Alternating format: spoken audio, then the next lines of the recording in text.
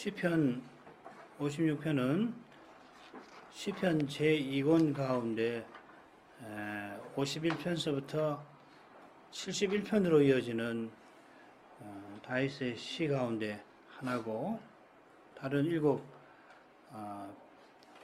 같이 그 표제에 다윗의 생애에서 일어난 사건이 나옵니다. 물론 표제에는 다윗의 시 외에도 요낫 엘렘 로킴에 맞추어서 하고, 아마 이 시를 노래 부르는 곡조에 관한 내용도 있긴 합니다. 시편 56편의 교훈을 잘 받기 위하여 표제에 나온 사건을 간단히 알아보겠습니다. 표제에는 다윗이 가드에서 블레셋인에게 잡힌 때에 얘기 되어 있습니다. 잘 아시는 대로 다윗이 시기심에 불타 자기를 죽이려 하는 사울을 피해서 이 블레셋 가드로 간 일이 성경에 2번 나옵니다. 사무엘상 21장에 나오고 27장에 나옵니다. 처음에 사울을 피해 노브로 갔다가 진설병과 골리앗의 칼을 얻던 그날에 다윗이 사울을 두려워하여 일어나 도망하여 가드왕 아기스에게로 갔습니다. 그처럼 56편 8절에 나의 유리함이라 표현한 유다 광야 시절이 끝날 무렵에 다윗이 그 마음에 생각하기를, 내가 후일에는 사울의 손에 망하리니 블레셋 사람의 땅으로 피하여 들어가는 것이 상책이로다 하고서 다시 아기스에게 의탁하였습니다. 요컨대 다윗이 사울을 피해 유리하던 방황하던 시절 처음과 끝에 가드로 배신한 겁니다. 그러면 어느 것이 시편 56편의 배경이 될까요? 지난번 54편 표제에서 10인이 사울에게 다윗을 넘겨준 것이 사무엘상 26장보다는 23장에 나오는 사건일 거라 결론을 얻을 때에 표제의 우리와 함께라는 표현에서 결론을 얻었듯이 이번에도 비슷한 방법을 택하려 합니다. 시편 56편에는 두려워한다는 표현이 3번 나오고, 찬송한다 하는 표현도 2군데, 해수로는 3번이 될 텐데 2번 나오는데, 4절과 11절에 이 두려워한다는 표현과 찬송한다는 표현이 함께 나옵니다. 이 두 표현은 사무엘상 21장에 나옵니다. 흥미로운 것은 이 찬송한다 하는 표현이 사무엘상 21장에서는 미치채 하는 다윗의 모습을 묘사합니다. 같은 말인데, 할랄이라는 말인데, 찬송한다는 뜻도 되고 또 미친 채 한다 하는 뜻도 됩니다. 동사의 그 형태에 따라서 히브리 단어 동사에는 여러 형태가 있는데, 그 형태에 따라서 찬송한다는 뜻도 되고 미친 채 한다 하는 뜻도 됩니다. 처음에 블레셋 왕 아기스에게 의탁하려 할 때에 아기스 신하들이 이 다윗이 전쟁에서 블레셋 사람을 얼마나 많이 죽였는지를 말하니까 다윗이 가드왕 아기스를 심히 두려워하여 그들 앞에 미친 채에서 가드를 무사히 피할 수 있었습니다. 광야 시절 말기에는 잘 아시는 대로 아기스가 다윗을 환영하면서 자기 땅 시글락에 살도록 합니다마는, 블레셋이 이스라엘과 전쟁하러 나갈 때에 아기스의 신하들이 다윗의 출전을 극렬히 반대하는 바람에 아기스 왕은 다윗을 좋아했지만은 신하들의 반대로 다윗이 동족 상잔의 위험을 무사히 벗어날 수 있었습니다. 자, 이런 배경을 참조해서 56편 살피겠는데 5단락으로 나눌 수 있습니다. 1, 2절, 3, 4절, 5절에서 8절, 9절에서 11절, 12절부터 13절 이렇게 나눌 수가 있습니다. 이 3절, 4절, 9절부터 11절에 거의 비슷한 표현들이 나올 겁니다. 자, 1, 2절 읽지요. 하나님이여 나를 긍휼히 여기소서. 사람이 나를 삼키려고 종일 침이 압제하나이다. 나의 원수가 종일 나를 삼키려 하며 나를 교만히 치는 자 많사오니. 아기수 앞에 미친 채 하던 다윗은 하나님의 긍휼 말고 기댈 데가 없었습니다. 그가 기름 부음 받은 소명을 이루려고 죽음을 불사하고 전쟁터를 누빈 일밖에 없는데 사울왕의 미움을 받아 자기 나라에 살 수가 없어 적국인 블레셋에 기대려 했습니다만 거기서도 역시 미움을 받아 벗어나야 했습니다. 연약한 인생이 피할 때는 오직 긍휼하신 하나님밖에 없었습니다. 아니 모든 사람에게 미움받던 다윗이 피할 때가 있었습니다. 그 이유가 바로 하나님의 사랑에 있습니다.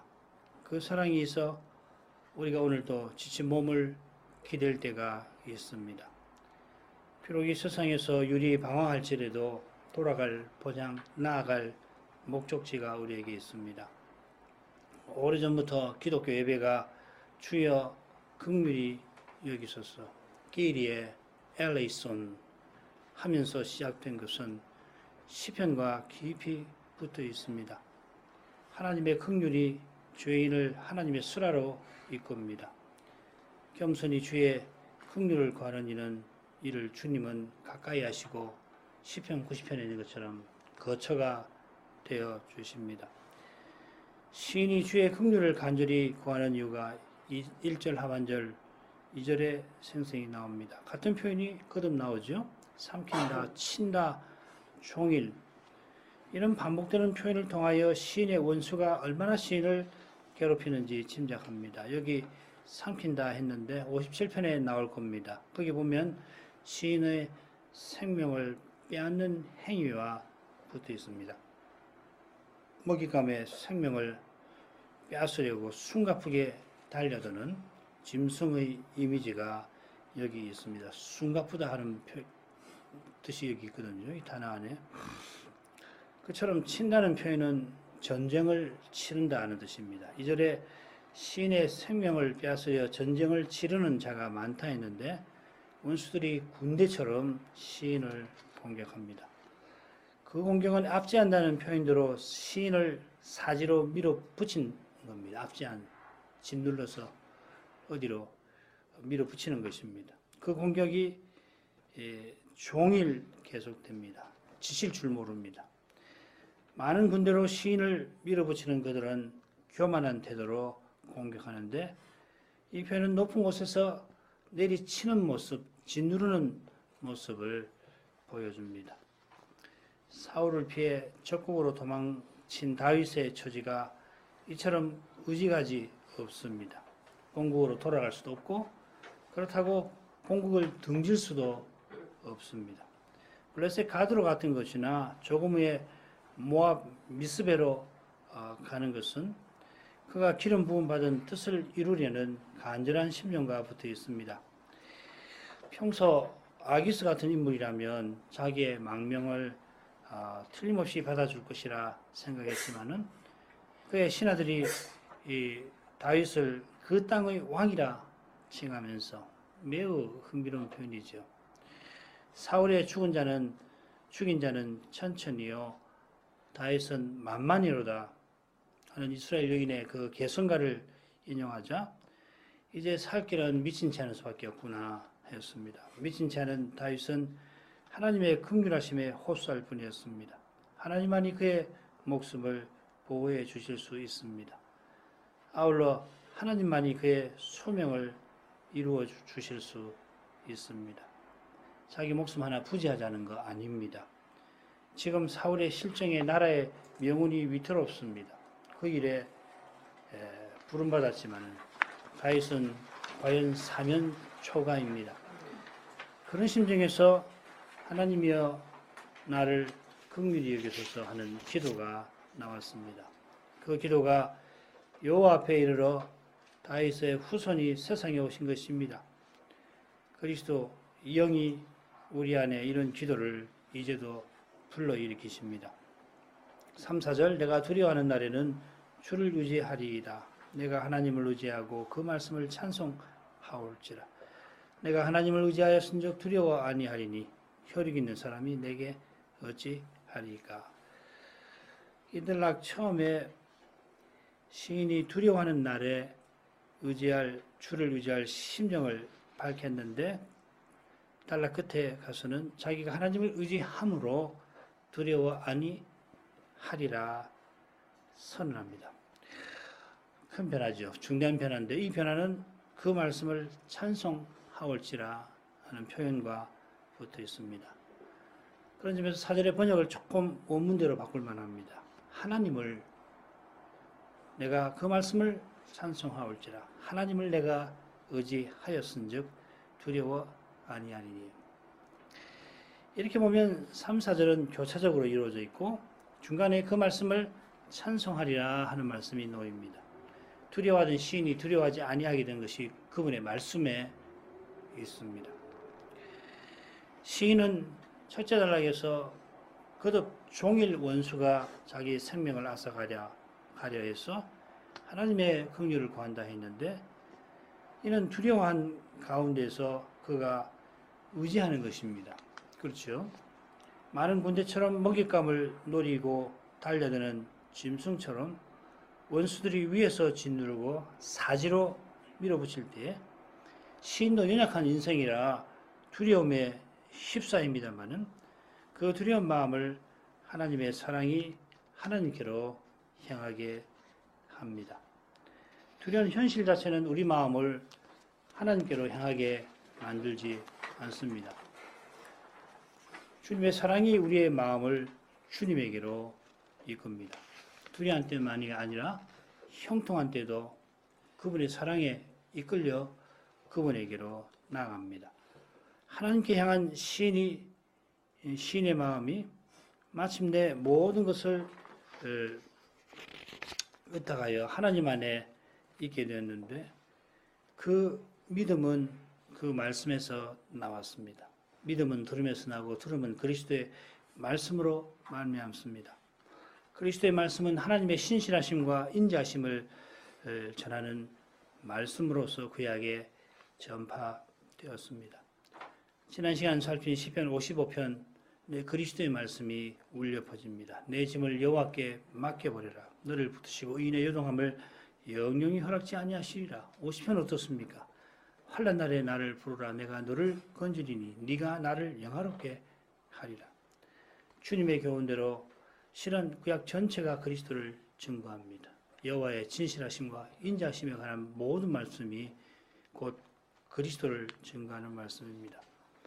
다윗이 아기스 앞에서 미친 채하고 위기를 벗어나야 했습니다마는 아기스의 신하들 입에서 그 땅의 왕이라 하는 말이 나오자 자기가 기름 부음 받은 뜻, 곧 하나님이 언약 세우신 뜻을 생각하고 그 뜻이 반드시 이룰 것이라 믿고는 그 언약의 말씀을 찬송하였습니다.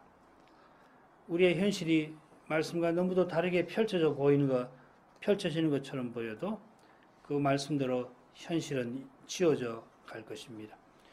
교회가 우리의 연약과 죄악과 부족으로 이 세상처럼 보이는 현실에서도 주님이 내가 내 교회를 세우리라 하신 말씀을 이루어 가십니다.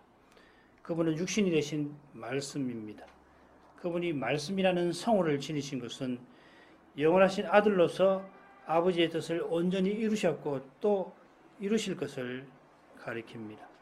그런 점에서 주께서 주의 말씀을 모든 주의 이름 위에 높게 하셨습니다 하는 표현에 주목할 만합니다. 다윗은 주의 인자하심과 성실하심을 인하여 주께 주의 이름에 감사하오리니 하면서 주의 말씀을 주의 모든 이름 위에 높게 하셨다 고백합니다. 이는 주님이 말씀하신 대로 친히 이루시는 사실과 붙어 있습니다. 사람의 생각에 주의 말씀이 결코 이루어지지 않을 것 같아도 사람의 그 생각이 절대로 이루어지지 아니할 것입니다. 주를 의지하는 사람은 그 말씀을 겸손히 듣고 온전히 받들 것입니다. 바로 이것이 이미 말씀이 이루어지는 증거이기도 합니다. 말씀을 듣고 주를 의지하는 사람은 마침내 시인처럼 혈육 있는 사람이 내게 어찌하리까 고백할 것입니다. 혈육 있는 사람이라 했지만 원문은 육신이라 되어 있습니다. 육신이 내게 어찌하리까. 육신은 신이신 영이신 하나님과 대조됩니다. 이사야 31장 3절 애굽은 사람이요 신이 아니며 그 말들은 육체요 영이 아니라 여호와께서 그 손을 드시면 돕는 자도 넘어지며 도움을 받는 자도 엎드러져서 다 함께 멸망하리라. 이스라엘이 의지하는 대제국 애굽도 하나님 앞에 아무것도 아닙니다. 하나님이 손을 드시면 대제국도 넘어져 멸망합니다.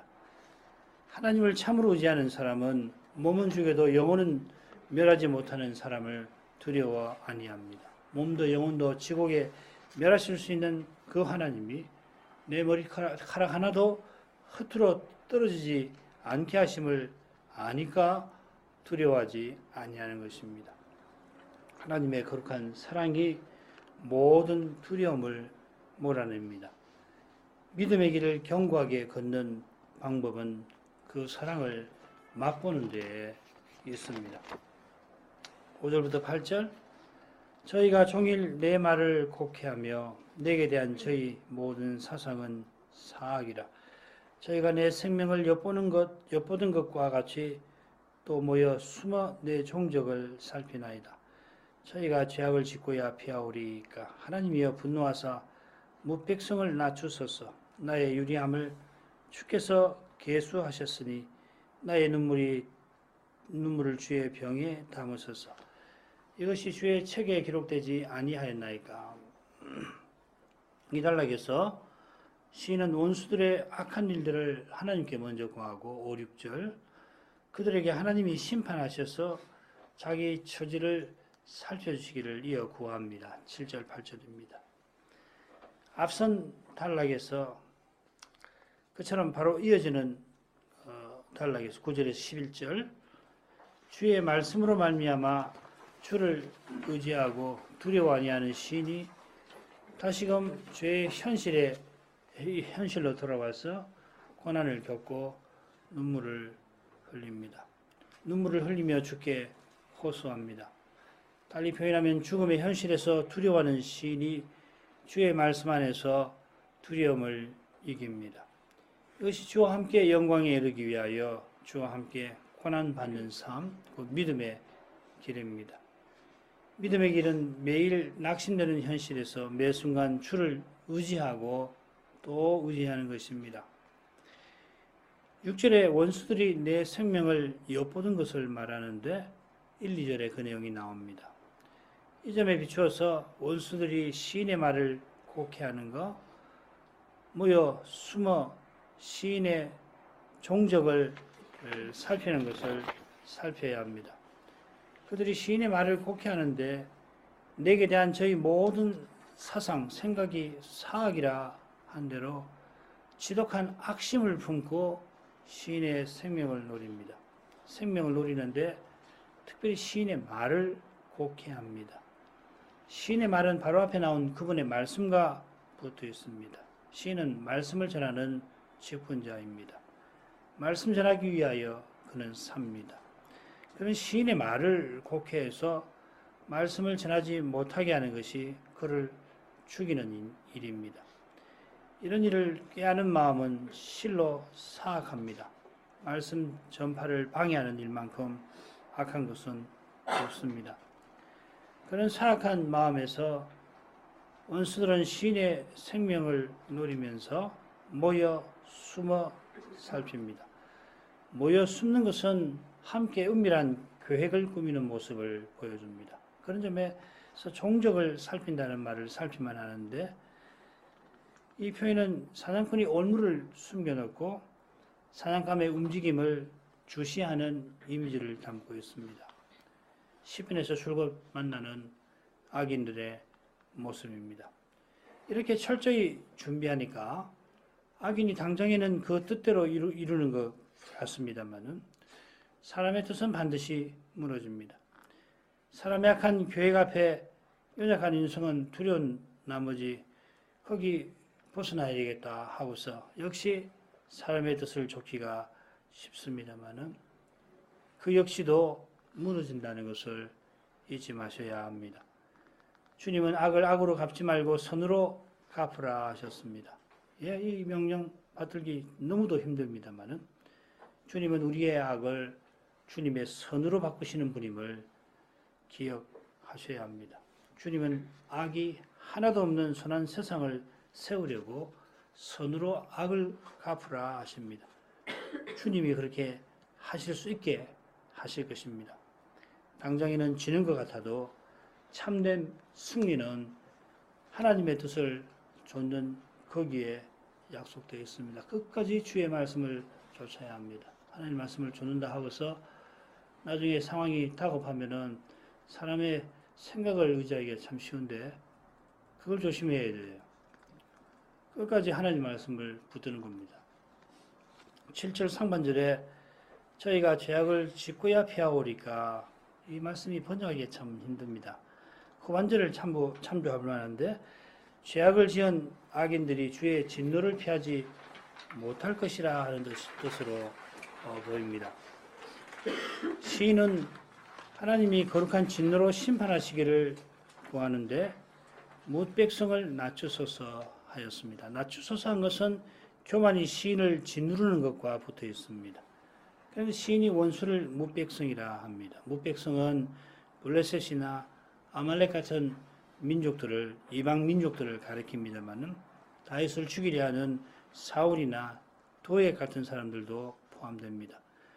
시편 2편에 나온 대로 여호와와 그 기름 부음 받은 자를 대적하는 모든 사람들 두 분의 멍에를 벗어던지고 자기 세상, 인간 세상을 세우려 하는 사람, 하나님의 뜻을 좇지 않고 사람의 뜻을 이루려고 하는 사람들이 모두가 시편에서 말하는 열방, 민족들입니다. 열방이 그저 이스라엘 밖에만 있는 게 아니라 이스라엘 안에도 있습니다. 민족, 곧 열방은 저 옛날 신할 평지에서 사람의 이름을 내려고 높은 대를 쌓았습니다. 그러나 그 대가 아무리 높아도 절대로 하늘에 닿을 수가 없었을 뿐만 아니라 이미 무너졌습니다. 높아진 만큼 무너집니다. 오직 하나님만 높으십니다. 높으신 하나님이 가까이 해주시는 겸손한 사람만이 주 안에서 참으로 높아집니다. 시인은 주님의 사랑에 기대어 자신의 슬픔을 호소합니다. 다윗은 나의 유리함을 주께서 계수하셨다 고백합니다. 그가 기름 부음 받은 뜻을 이루려 하니까 언약의 나라를 영영 떠날 수도 없고 그렇다고 편하게 쉬지도 못합니다. 유다 광야에서 사울의 공격을 피해서 그저 유리할 뿐입니다. 그 심정을 주님은 헤아려 주셨습니다. 이 세상에서 나그네로 살아가는 우리의 심정을 누구도 알아주지 못합니다마는 주님은 우리의 심정을 다 아십니다. 주님의 사랑을 확신하기에 나의 눈물을 주의 병에 담으소서 간구합니다. 주님이 신자가 고난 가운데 흘리는 눈물 한 방울도 헛되게 아니하십니다. 고난 가운데서 연약한 인생은 그저 눈물을 흘립니다마는 그 눈물이 추수를 위하여 뿌린 씨와 같이 되게 하실 것입니다. 우리야 어찌할 바 모르니까 그저 울 따름입니다. 우리가 마땅히 구할 바를 알지 못하는 존재고 어려운 현실에서는 더욱 그러합니다만 그런 우리 입에서 심지어 그리스도처럼 아바 아버지라 부르짖는 기도가 나옵니다. 아버지의 뜻이 이루어지이다 간구합니다. 이 기도가 그리스도의 향연의 감사해서 올라갈 때 아버지께서 그리스도 이름으로 우리의 기도를 받으시고 친히 그 뜻을 이루어 주십니다. 이런 심정과 간구에 비추어서 이것이 주의 책에 기록되지 아니하였나이까 하는 말씀을 살필 수 있겠습니다. 주의 책이 구약 성경에 몇 번 나옵니다. 주의 책에 이것 곧 나의 눈물이 있지 않습니까? 한 것은 나의 눈물을 주의 병에 담으소서 간구한 것과 비슷할 겁니다. 말라기가 기념책이라 주의 책을 기억의 책이라고 표현한 것처럼 주님이 믿음의 길을 걸어가는 신자의 눈물, 그 수고와 괴로움을 잊지 아니하십니다. 9절부터 11절 내가 아뢰는 날에 내 원수가 물러가리니 하나님이 나를 도우심인 줄 아나이다. 내가 하나님을 의지하여 그 말씀을 찬송하며 여호와를 의지하여 그 말씀을 찬송하리이다. 내가 하나님을 의지하였은즉 두려워 아니하리니 사람이 내게 어찌 하리이까. 이 단락은 내용만 아니라 표현에서도 둘째 단락과 비슷합니다. 내가 두려워하는 날에 주를 의지하였던 시인이 내가 아뢰는 날에 원수가 물러가게 될 것을 바라봅니다. 환난 날에 나를 부르라 하신 하나님이 내가 너를 건주리라 약속하신 대로 행하실 것입니다. 말씀과 어긋나게 현실이 펼쳐져도 우리의 믿음이 땅에 떨어지지 않게 하실 것입니다. 주님의 교회가 세상처럼 변할지라도 음부의 권세가 교회를 이기지 못하게 하실 것입니다. 주님의 응답은 가장 적절한 그때에 임할 것입니다. 그때는 우리의 믿음이 땅에 떨어지지 않을 수 없는 바로 그때일 것 같습니다. 사람 봐서는 떨어지지 않을 수 없는 믿음인데 실패하지 않을 수 없는 상황인데 놀랍게도 그 믿음이 떨어지지 않게 하셔서 오직 주님만 의지하도록 주님의 승리만 나타나도록 하실 것입니다. 사람이 자랑할 것 아무것도 남겨두지 생기지 않도록 이처럼 행하십니다. 주님이 친히 교회의 세우심을 깨닫게 하실 것입니다. 시인은 자신의 확신을 밝힙니다. 이것을 내가 아나이다. 시인이 확신하는 이것은 하나님이 나를 도우신다 하는 건데 원문은 이렇게 되어 있습니다. 하나님이 나를 위하신다 하는 뜻입니다. 내가 하나님을 위하여 있는데 그런 나를 하나님은 위하십니다. 이 진리가 그리스도 안에서 환히 드러나서 사도가 그의 서신들에서 이런 확신을 밝힙니다. 그런 적이 일에 대하여 우리가 무슨 말하리요? 만일 하나님이 우리를 위하시면 누가 우리를 대적하리요? 로마서 8장 31절. 또 고린도전서 2장 17절에는 이런 말씀도 있습니다. 오직 비밀한 가운데 하나님의 지혜를 말하는 것이니 곧 감추었던 것인데 하나님이 우리의 영광을 위하사 만세전에 미리 정하신 것이라. 하나님이 만세전에 우리의 영광을 위하셔서 우리가 세세토록 하나님의 영광을 위하게 하십니다. 하나님 우리 영광을 위하시니까 우리가 하나님을 영화롭게 하며 사는 것입니다. 자기 아들을 내어주시기까지 우리를 위하시니까 우리가 우리 전부를 하나님께 드려 하나님을 위하지 않을 수 없도록 하십니다. 바로 여기에 기독교 사랑이 있습니다. 10절 11절은 4절과 비슷합니다. 번역을 좀 고치면 이렇게 됩니다. 하나님을 내가 말씀을 찬송하리이다. 여호와를 내가 말씀을 찬송하리이다. 하나님을 내가 의지하였은즉 두려워 아니하리니. 4절과 달리 여호와를 내가 말씀을 찬송하리이다 하는 내용이 덧붙었습니다. 우리를 위하시는 하나님이 바로 여호와이십니다. 바로 그 내용이 말씀의 핵심입니다. 우리를 위하시는 하나님, 이 하나님은 우리를 위하시는 그리스도를 통하여 환히 계시되셨습니다. 바로 여기에 복음이 있습니다. 그리스도께서 우리를 위하시니 사람을 두려워할 이유가 없습니다. 그분이 멸망할 나를 위하여 죽으시고 또한 부활하셨습니다. 이제 참된 믿음은 사도처럼 내게 사는 것이 그리스도시니 죽는 것도 유익함이라 고백할 수 있습니다. 12, 13절 하나님이여 내가 주께 서원함이 있사온즉 내가 감사절을 주께 드리니 주께서 내 생명을 사망에서 건지셨습니다. 주께서 나로 하나님 앞 생명의 빛에 다니게 하시려고 실족지 않게 하지 아니하셨나이까. 시인이 자기 서원을 갚으려 합니다. 서원은 뭐냐면 하나님의 뜻을 이루는 길에 꼭 자기에게 필요한 것이 있을 때 그걸 이루어 주십시오 하면서 하나님이 만일 들어주시면은 자기가 하나님께 제사를 드리겠습니다. 약속하는 겁니다. 가령 야곱이 언약 이루려고 바단 아람 가는데 하나님이 다시 가나안에 돌아오게 하시면 언약을 이루려면 꼭 그렇게 해주셔야 되잖아요. 그러면 내가 하나님께 이곳에서 바단 베델에서 헌상과 제사를 드리겠습니다. 이게 서원이에요. 그러니까 하나님의 뜻이 항상 앞서는 겁니다. 자기가 아무거나 이렇게 해주시면 제가 이렇게 하죠 하는 게 아니라 하나님의 말씀과 뜻이 먼저 있어야 되는 거예요. 그걸 깨닫고서 꼭 그 뜻을 이루려면은 이러이러한 일이 제게 필요한데 그걸 들어주시면은 제가 하나님께 이렇게 하겠습니다. 약속하는 겁니다. 그처럼 다윗은 사울을 피하는 길에 서원했던 것 같아요. 이해가 되지요? 하나님께 구한 것은 내 생명을 사망에서 건져주십시오 하는 것입니다. 바울 사도도 2차 선교여행 때에 이 비슷한 서원을 아마 고린도에서 든 것 같은데 그래서 복음 전파 사명을 이루려 했습니다. 하나님이 그의 생명을 지켜주시니까 갱그레아에서 서원을 이행했지요.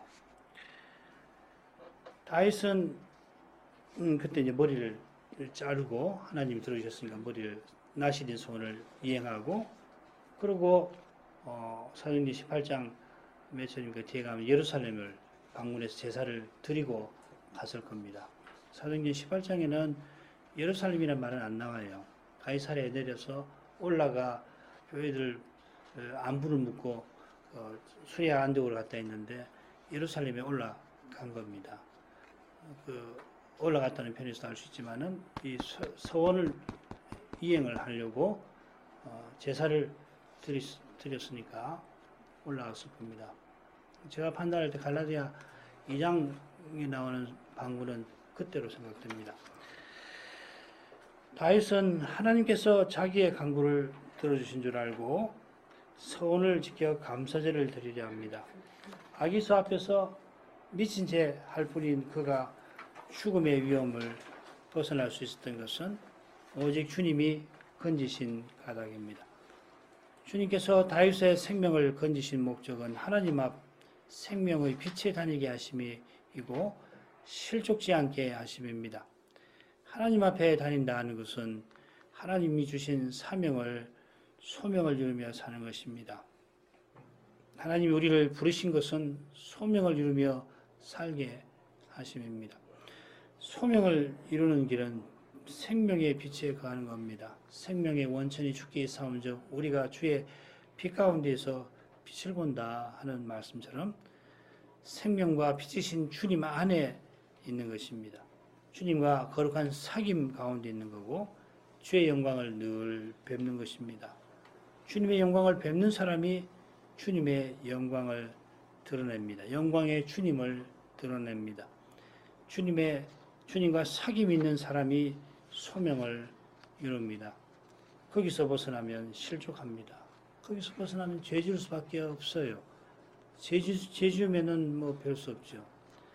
말씀을 순수하게 전하고 받는 교회로서 함께 하나님을 예배하는 일이 언제든지 중요합니다. 기도하겠습니다. 거룩하신 아버지, 다윗이 기름 부음 받은 뜻을 이루려 목숨을 무릅쓰고 전장을 누볐지만 사울의 시기심에 고국을 떠나지 않을 수 없는 처지가 되어 결국 아기스에게 의탁하였다가 거기서 미친 채 하여 죽음의 그늘을 벗어났을 때 그의 심정과 태도를 이 시에서 살폈습니다. 연약한 인생이 주의 뜻을 이루고 소명을 이루려 할지라도 고난의 현실은 죽음의 두려움과 슬픔의 눈물을 피할 수 없게 합니다. 그러나 그 눈물을 주님께서는 주님의 병에 담아 주십니다.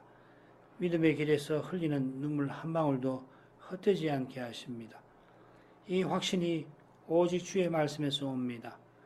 말씀과 끝나 보이는 현실에서도 말씀이 이루어지게 하시는 주님을 의지하게 하십니다.